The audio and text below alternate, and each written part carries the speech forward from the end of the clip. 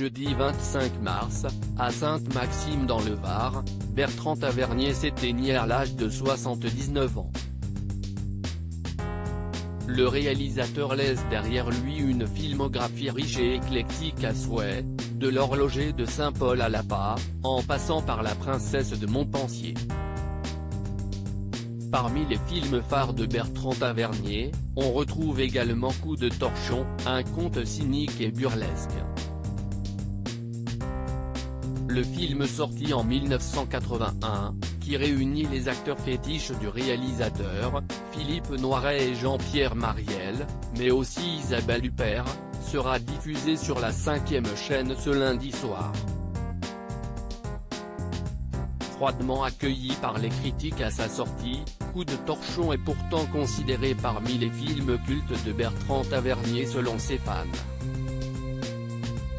Et ce long métrage a pris son temps pour voir le jour.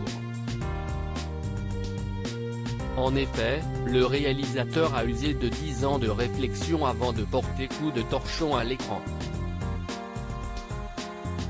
10 longues années durant lesquelles il a repensé, à sa façon, le roman de Jim Thompson, 1275 âmes, sorti en 1964. Alors que l'œuvre originale se situe dans les années 1910 au cœur du Texas, Bertrand Tavernier décide de la délocaliser juste avant la Seconde Guerre mondiale, au Sénégal.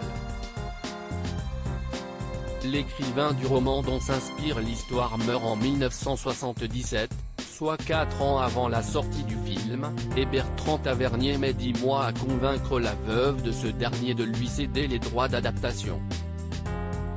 Coup de torchon, un casting un peu secoué à la lecture du scénario, Philippe Noiret aurait été stupéfait par celui-ci. Nos personnages étaient des espèces d'animaux qui se sautaient les uns sur les autres, qui faisaient l'amour, qui mangeaient, se dissimulaient, mentaient, se souvient l'acteur.